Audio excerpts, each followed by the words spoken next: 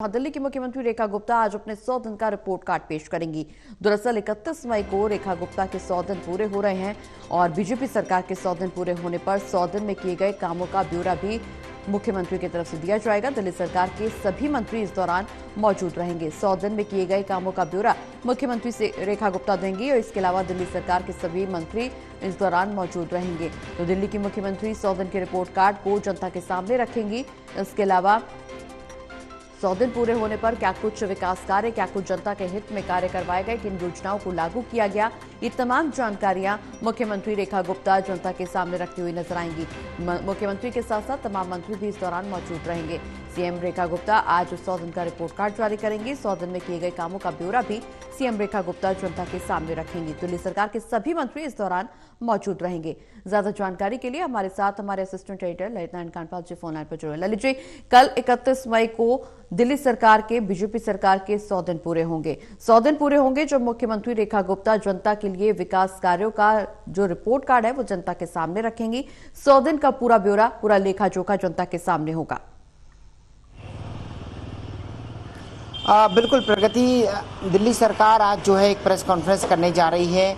100 दिन के उस मौके पर जो है सरकार की ओर से आज ये बताया जाएगा कि आखिरकार कौन कौन सी परियोजनाएं उन्होंने पिछले 100 दिनों में लागू की हैं, कौन कौन सी स्कीम को लेकर उन्होंने वादा किया था और कौन कौन सी स्कीम उन्होंने पूरी कर दी है। तो दिल्ली सरकार की ओर से अब तक जो बड़ी योजनाएं लागू की गई हैं उसमें आयुष्मान भारत योजना है, जिसके तहत जो है पहले 5 लाख रुपए मिला करते थे, लेकिन दिल्ली सरकार ने जब चुनाव में आई थी भारतीय जनता पार्टी तो उस वक्त कहा था कि इसमें 5 लाख रुपए तो मिलते हैं, लेकिन 5 लाख रुपए जो है राज्य सरकार की ओर से दिए जाएंगे और ये 10 लाख रुपए का जो है ये पूरा राशि जो है उनको मिलेगी। साथ ही बुजुर्गों, 70 साल से ऊपर के बुजुर्गों के लिए भी ये स्कीम जो है विशेष तौर पर इसमें राशि और ज़्यादा बढ़ जाती है। साथ ही महिला समृद्धि योजना जो है दिल्ली सरकार की, उसको लागू कर दिया गया है। 2,500 रुपये देने की योजना थी।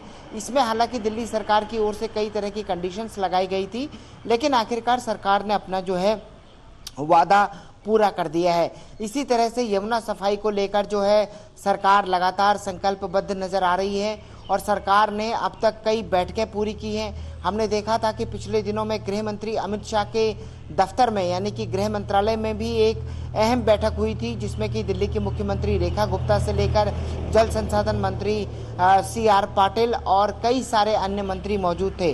तो ये जो बड़ी बड़ी स्कीम्स हैं ये बड़ी वो हैं। इसके अलावा अटल कैंटीन जो है उसके लिए पैसे जारी कर दिए गए हैं, हालांकि अभी तक एक खुली नहीं है।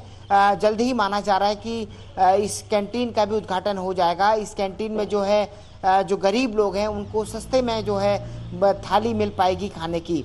तो ये एक बहुत कई सारी योजनाएं हैं जिनको लेकर जो है दिल्ली सरकार की ओर से कदम उठाए गए हैं। दिल्ली में यातायात की व्यवस्था को बेहतर बनाने के लिए देवी ट्रांसपोर्ट योजना जो है शुरू की गई है। इसके अंतर्गत तकरीबन 350 से ज्यादा बसों की शुरुआत की गई है। प्रगति, कई सारे काम किए गए हैं और इसके अलावा दिल्ली सरकार आज ये भी ब्यौरा देगी कि आने वाले समय में उसकी क्या योजना है।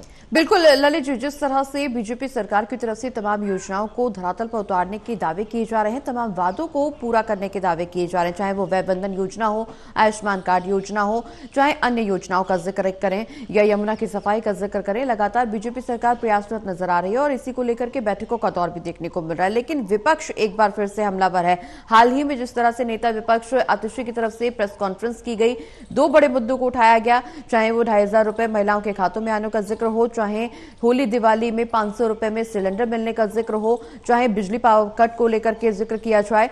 लगातार विपक्ष सरकार को घेरने की कोशिश कर रहा है। ऐसे में 100 दिन का कार्यकाल के दौरान जो भी काम किए गए उसका ब्यौरा तो सरकार रखेगी, लेकिन विपक्ष को कैसे शांत करेगी? देखिए, विपक्ष का तो काम है सवाल खड़े करना, और लेकिन सरकार का काम है अपने कामों से जो है विपक्ष के सवालों का जवाब देना। तो कुल मिलाकर के अगर देखा जाए तो दिल्ली सरकार जो है एक तरफ जहां सड़क पर काम कर रही है, सड़कों के इंफ्रास्ट्रक्चर को बढ़ाने पर काम कर रही है, वहीं दूसरी ओर इस बार के अगर दिल्ली सरकार के बजट को देखा जाए तो हेल्थ को जो है रिकॉर्ड बजट जो है अलॉट किया गया है। स्वास्थ्य मंत्रालय को जो है स्वास्थ्य सेवाओं को रिकॉर्ड बजट अलॉट किया गया है। इस बजट के बाद से अगर देखा जाए तो स्वास्थ्य में, दिल्ली में स्वास्थ्य सेवाओं का और विस्तार होने की उम्मीद जताई जा रही है। हालांकि इससे पहले जब आम आदमी पार्टी की सरकार थी तो वो एजुकेशन और हेल्थ, उन्होंने भी इन दो सेक्टरों को चुना था, लेकिन दिल्ली सरकार ने जो है स्वास्थ्य पर विशेष तौर पर ध्यान दिया है और इंफ्रास्ट्रक्चर पर विशेष तौर पर ध्यान दिया है। क्योंकि अगर दिल्ली की सरकार का मौजूदा जो दिल्ली की सरकार है उसने विकसित दिल्ली का नारा दिया है, जी। तो विकसित दिल्ली में हमको ये देखना पड़ेगा कि वहां पर स्वास्थ्य से लेकर शिक्षा और सामाजिक पैमाने जो हैं उन सभी को पूरा करना है। तो ऐसे में सरकार को इन सेक्टर में पैसा खर्च करना ही पड़ेगा। बिल्कुल, इस दौरान आरोग्य मंदिर की भी शुरुआत करने का दावा सरकार की तरफ से किया जा रहा है। महिला समृद्धि योजना का जिक्र किया, जो चर्चित योजना जो पिछली सरकार में भी देखने को मिल रही थी। हालांकि उसके तहत 2100 रुपए महिलाओं के खातों में भेजे जा रहे थे, लेकिन बीजेपी सरकार का वादा कि सत्ता में आने के बाद 2500 रुपए महिलाओं के खातों में ट्रांसफर होंगे। काफी उधेड़बुन के बाद, द्वंद्वभंग के बाद इस योजना को लागू कर दिया गया, लेकिन विपक्ष का कहना कि अभी तक एक भी महिला के खाते में पैसे ट्रांसफर नहीं किए गए। देखिए, दिल्ली सरकार विपक्ष के इस सवाल का क्या जवाब देगी प्रगति, ये तो आज प्रेस कॉन्फ्रेंस के दौरान पता चलेगा कि आखिरकार कितनी महिलाओं को इसका पैसा दिया जा चुका है, कितनी महिलाओं के खाते में दिया जा चुका है। लेकिन लगातार जो है, कल आतिशी ने भी अपने कई सवाल रखे।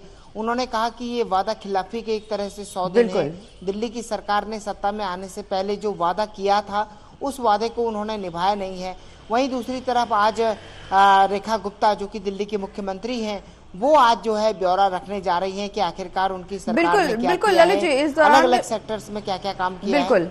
बिल्कुल ललित जी, इस दौरान जब रेखा गुप्ता अपने 100 दिन का कार्यकाल पेश करेंगी तो विपक्ष के निश्चित रूप से तमाम सवालों के जवाब सामने जरूर आएंगे। लेकिन जिस तरह से नेता विपक्ष आतिशी ने कल प्रेस कॉन्फ्रेंस की और बीजेपी सरकार पर हमला बोला, साथ ही साथ कई सवाल भी किए। उनका साफ तौर पर बिजली के पावर कट, लंबे लंबे पावर कट को लेकर के और पीने के पानी को लेकर के भी तमाम सवाल थे। उनका कहना कि बिजली की कभी इतनी कट नहीं लगे, अभी तक 10 साल के आम आदमी पार्टी के कार्यकाल में कभी भी इतने लंबे कट दिल्ली की वासियों ने नहीं झेले जितनी बीजेपी की सरकार में झेलने पड़ रहे हैं। साथ ही साथ पानी में भी गंदा पानी आ रहा है, पीने योग्य पानी नहीं आ रहा, इसको लेकर के सरकार प्रयासरत नहीं है।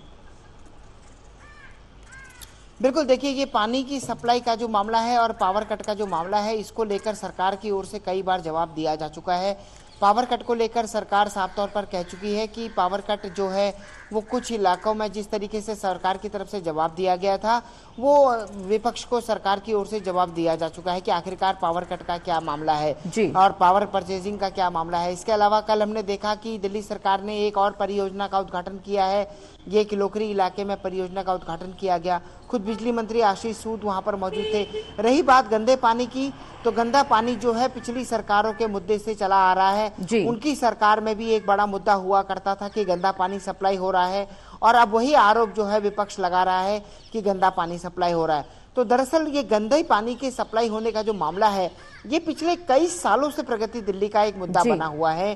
और लगातार, क्योंकि पाइपलाइनें जो है वो पुरानी हैं, ये भी कहा जाता है कि वो नालों के अंदर से निकलकर आती हैं, तो ऐसे में नालों का पानी पाइपलाइन में आ जाता है और फिर गंदा पानी सप्लाई होता है। तो कुल मिलाकर अगर देखा जाए तो सरकार आज इसको लेकर क्या जवाब देती है। कई जगह पर पानी को लेकर काम भी किया गया है सरकार की तरफ से, कई जगह पाइपलाइंस चेंज की गई है, कई इलाकों में जो पानी की शिकायत पहले हुआ करती थी अब वहां पर वो शिकायत नहीं है।